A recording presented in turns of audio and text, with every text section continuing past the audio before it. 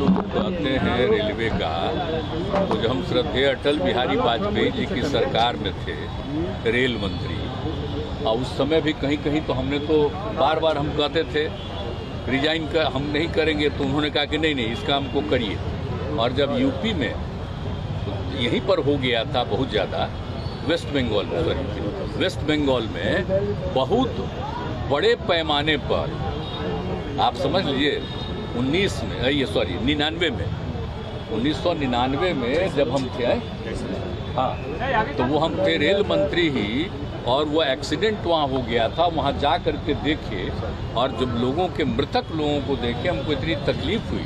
और वहाँ से जब हम आए, हमने रास्ते में भी कहा, और श्रद्धेय अटल जी को, प्रधानमंत्री जी को हमने कहा कि भाई हम रिजाइन करते हैं, ये ठीक नहीं। तो उन्होंने उसको एक्सेप्ट नहीं किया।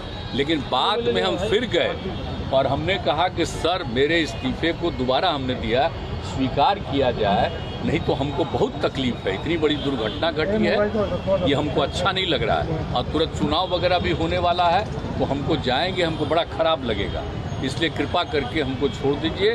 तो वो फिर हमको स्वीकार कर लिए और हमने वो रिजाइन किया। बाद में तो और भी हुआ।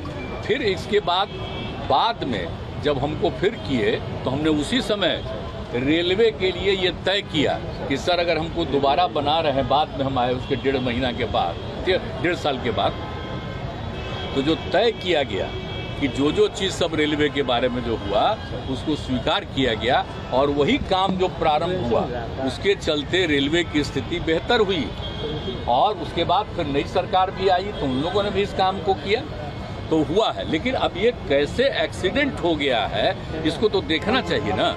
और पहले आप जानते हैं रेल का जो डिपार्टमेंट होता था उसका बजट पेश होता था अलग से, आप जानते हैं ना। और सारे लोग, आपको नहीं मालूम है, पूरे लोकसभा में और राज्यसभा में सबसे ज्यादा लोग उसी के बारे में कहते थे। और जब हमको फिर मंत्री बने, तो हमने सारे लोगों को, जितने एमपी और इसके होते थे लोकसभा राज्यसभा, सब की बात सुनते थे, और उनके इलाके में 6 महीने में एक काम जरूर करवाते थे। तो इसलिए सब लोग होता था, सब लोगों की बात थी। और अब बाद में सोच लीजिए, उसका आज बजट पेश होता था। जब बजट पेश होता था सबसे पहले, तो इतना ज्यादा आकर्षित, आप जानते हैं, जो हम रेल मंत्री थे, पूरी रात चलती रहती थी हाउस, 7 बजे सुबह जाकर के बंद होता था, और अगले दिन का समझ लीजिए हम लोग करते रहते। लेकिन अब नई सरकार आई है, उसने बजट को ही खत्म कर दिया। तो इन लोगों को कोई सेंस है जी? आज जो है प्रधानमंत्री, उनको सोचना चाहिए ना कि उनके राज्य में कितना विकास के लिए गए, कितना काम किया। इन सब चीजों को तो यादें नहीं रखेंगे, तो छोड़िए ना, हमको उन सब की बात नहीं है। लेकिन मुझे बड़ी तकलीफ हुई, और मेरे कार्यकाल में जब हुआ तो आप समझ लीजिए रिजाइन करने वाले बहुत कम, 1-2 लोग थे। और हमने कहा कि हम किसी कीमत पर, और उसके बाद में सब चीज को कितना संभाला। अब अभी हो रहा है, अच्छा नहीं लग रहा। हम तो कुछ कहते नहीं है, हमको उस पर दुख प्रकट किया, हमने तो कुछ नहीं कहा। लेकिन अब आज आप पूछ रहे हैं तो आपको कह रहे हैं, यानी रेलवे का जो होता था, अगर इसी को फिर जगह हर बार सदन में बातचीत होती, तो जितने लोग सदस्य थे, एमपी और दोनों जगह के, लोकसभा राज्यसभा, सब कितना करते थे। और आप जानते हैं कि किस तरह से लोगों के बीच में सारी बातों को रखी जाती थी, और कितना अलग मिल करके सारा बात होता था। तब आजकल तो ऐसा कर दिया है कि अब वो तो बिल्कुल अलग हो गया। रेल मंत्री को इस्तीफा देना चाहिए। ये हम किसी के बारे में कुछ कहने वाले नहीं। अपनी बात तो बताइए ना। ये तो हम अपनी बात बता दिए आपको। हमको तो आदरणीय प्रधानमंत्री जी चाह रहे थे कि नहीं, लेकिन फिर भी जब हमने कहा, तो जब हम उनको एकदम एक बार रिजेक्ट कर दिए, दोबारा जब हम जा करके हाथ जोड़ करके हम चरण स्पर्श करते हुए कहते रहे कि हमको छोड़ दिया जाए, बहुत गंदा हुआ, तो अंत में वो स्वीकार की।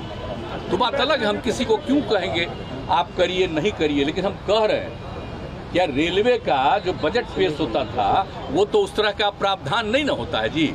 नहीं तो एक एक चीज बात तो सबको मालूम होता। और आप जानते हैं इस देश में सबसे पुराना जगह क्या है? रेल है। और सबसे ज्यादा जरूरी क्या है? लोगों की सुविधा किससे है? उसी पर ना चलते हैं लोग। तो ये तो बहुत आवश्यक चीज है, लेकिन उसको छोड़ करके लोग अपने ढंग से अब आजकल काम प्रचार प्रसार कर रहे हैं। सारा चीज आप समझ लीजिए, ये लोग तो जितना पुराना सब चीज है सबको खत्म कर देंगे, पौराणिक कर देंगे।